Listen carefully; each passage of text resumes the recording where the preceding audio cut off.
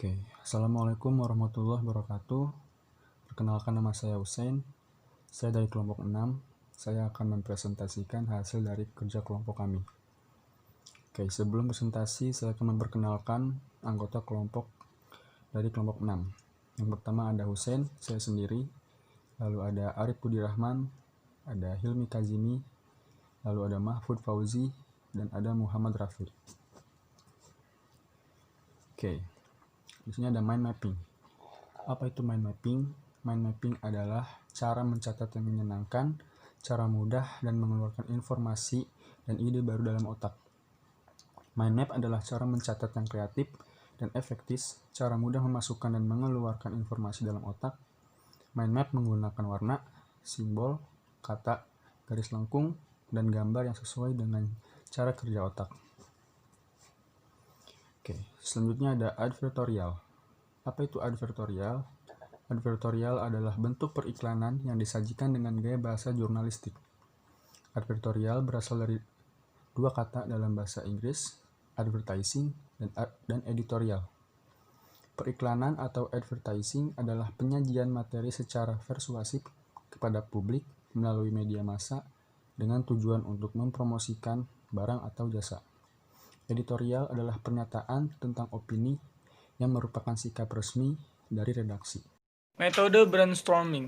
Metode brainstorming adalah suatu teknik atau cara mengajar yang digunakan dalam diskusi kelompok untuk menghasilkan gagasan pikiran atau ide yang baru dengan melontarkan suatu masalah ke mahasiswa oleh dosen. Kemudian siswa menjawab atau menyatakan pendapat atau komentar sehingga masalah tersebut berkembang menjadi masalah baru. Nah, selanjutnya itu ada pembahasan menurut brainstorming. Yang pertama itu ada fokus pada kualitas. Kami sudah merencanakan akan membuat suatu produk bebas yang diperintahkan oleh dosen kita, yaitu Bapak Rizky Hidayat, Magister Ilmu Komunikasi. Ide yang disampaikan oleh masing-masing anggota pun sepakat untuk membuat produk makanan yang enak, harga terjangkau, sehat, dan juga bervariasi. Lalu ada penundaan kritik. Dalam berdiskusi, tentunya ada yang setuju dengan ide kita masing-masing dan juga ada yang tidak setuju. Tetapi kita menghilangkan ego masing-masing dan lebih terfokus untuk ketujuan kita awal, yaitu membuat produk makanan yang enak, harganya terjangkau, sehat, dan juga bervariasi. Berikutnya ada halaman 7. Halaman 7 itu ada penundaan kritik dalam berdiskusi. Tentunya ada yang setuju dengan ide kita masing-masing dan juga ada yang tidak setuju, tetapi kita menghilangkan ego masing-masing dari lebih terfokus untuk ketujuan awal kita, yaitu membuat produk makanan yang enak, harga terjangkau, sehat, dan juga bervariasi. Di halaman 8 itu ada sambutan terhadap ide yang tidak biasa. Salah satu dari anggota kelompok kita menyarankan untuk makanan yang biasa dimakan di pagi hari untuk sarapan, karena di Indonesia ini banyak masyarakat terutama para mahasiswa sangat jarang untuk melakukan sarapan sebelum beraktivitas di pagi hari karena alasan bingung ingin sarapan apa. Itu adalah suatu ide yang sangat bagus. Untuk itu kita sepakat untuk membuat makanan yang bisa digunakan di pagi hari dengan harga dan kualitas yang bagus tentunya. Selanjutnya saya akan mempresentasikan visualisasi dan uraian ide. Di sini akan ada beberapa faktor yang saya jelaskan. Yang pertama, pemasaran. Pemasaran dilakukan dengan media sosial, brosur, dan juga pamflet. Lalu di sini ada harga. Harga sangat terjangkau dengan dibanderol dengan harga 15.000 per pak dengan isi 10 roti. Lalu tujuan pemasaran. Tujuan pemasarannya yaitu semua kalangan anak-anak, remaja, maupun orang dewasa. Lalu bahan-bahannya 260 gram tepung terigu protein tinggi, 10 gram susu bubuk, 35 gram mentega, 40 gram gula pasir, 1 butir telur utuh dikocok lepas, 100 ml susu cair, 4 gram ragi instan, pewarna makanan merah, hijau secukupnya. Lalu 1,5 sendok makan kismis.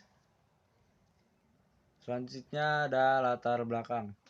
Produk usaha ini terinspirasi dan motivasi yang diberikan oleh dosen kreatif dan critical thinking untuk mendirikan ide bisnis untuk mengembangkan ide berpikir kreatif kita dalam membangun suatu bidang usaha, khususnya usaha makanan.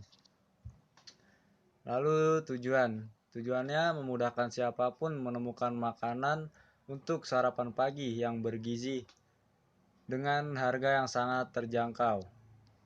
Lalu sini ada cara membuat. Campur tepung, ragi, gula, susu bubuk, aduk rata, masukkan telur, mixer sebentar, tambahkan susu cair, mixer hingga setelah itu masukkan mentega, mixer kembali hingga adonan elastis. Adonan yang satu beri pewarna hijau, yang satunya lagi beri tanpa warna, dan yang setengahnya diberi pewarna warna merah. Campur warna pada adonan dengan menggunakan tangan, masukkan kismis ke dalam adonan berwarna merah sebagai bijinya. Diamkan adonan hingga mengembang 2 kali lipat. Gilas adonan merah hingga memanjang, lalu digulung. Terakhir adonan hijau, gilas memanjang, adonan merah bungkus. Simpan di loyang yang telah diolesi mentega. Panaskan oven hingga 180 derajat. Lalu panggang roti selama 15 menit atau 20 menit hingga matang. Angkat dan oles langsung permukaannya dengan mentega. Lalu di sini adalah gambar produk atau visualisasi produk dari roti semangka. Sekian dari kelompok kami. Mohon maaf bila ada kesalahan.